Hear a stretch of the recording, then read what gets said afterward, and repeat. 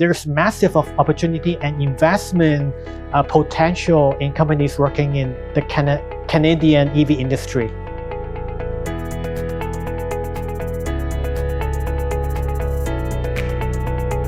Hello and welcome to the One-to-One Mining Investment Hong Kong event. Today I am here with Samson Lee, and we're going to talk a little bit about investment opportunities in EV materials projects in Canada, specifically with a focus on lithium projects. So Samson, thanks for joining me today. Thanks for having me.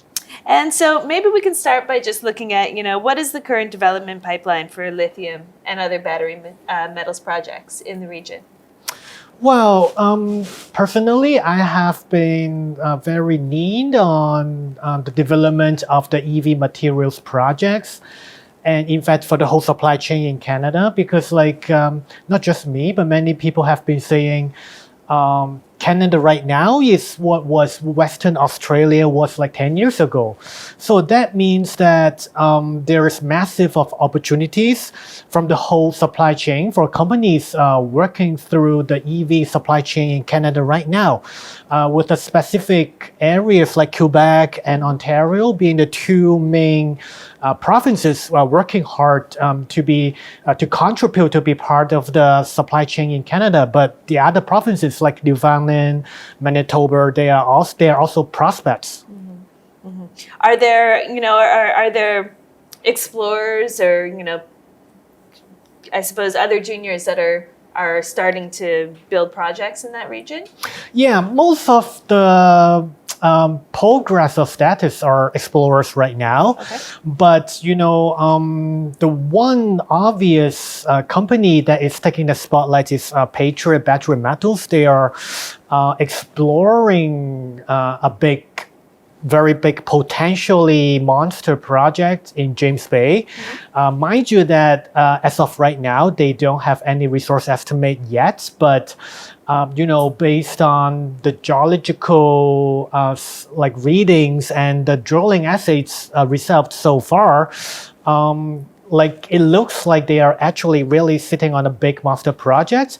And then their brilliant drilling results also attract money and market attention into projects or exploration prospects in James Bay, Quebec as well.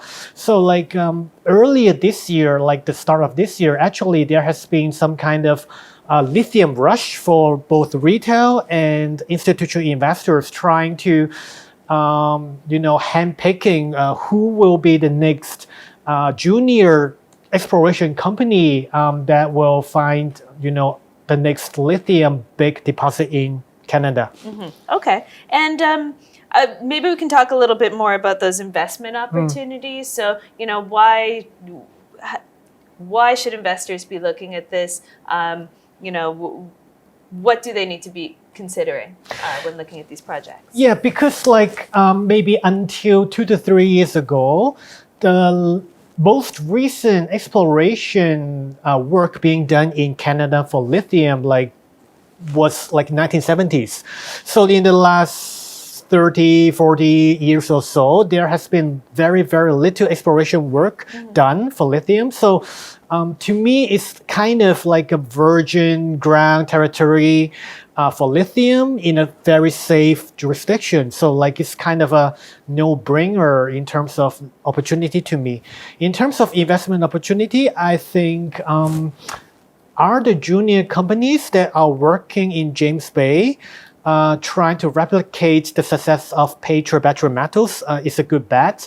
Obviously, you have to there are so many companies working in James Bay right now, you have to make the right bet. But on the other hand, personally, I like the opportunities in Ontario as well, because James Bay, yes, you are more likely to find monster lithium deposit there.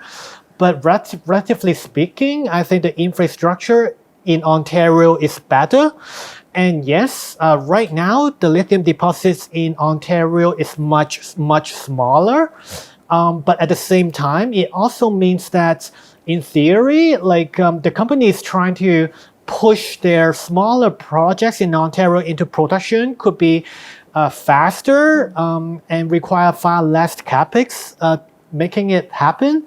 And more importantly, I think there's potential for consolidation in consolidating like different smaller Ontario projects into a big one. So I think there's more investment attractiveness in Ontario projects right now. Okay, interesting. And my final question is really kind of looking at the development chain. So, is there opportunity to kind of move further to downstream with these projects? Is beyond the mining and the exploration? Is there opportunities for more processing or kind of end user? Yes, definitely. This is why I said, like many people said, Canada right now is what Western Australia was 10 years ago. So right now, the glass for Canada is not even half full. Like there's plenty of space for the water to fill in.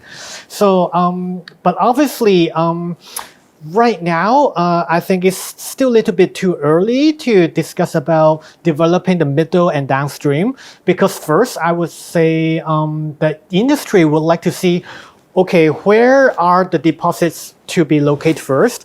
And once there's a clear picture about where the deposits are, then you can start to plan on building where's the best location for the middle stream and the downstream processing plants.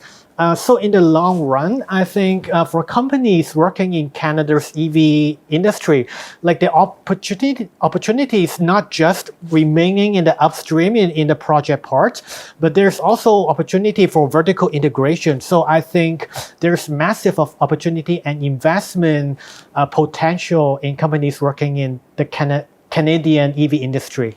All right, sounds great. So thanks, Samson. Thanks for joining me today. Thanks.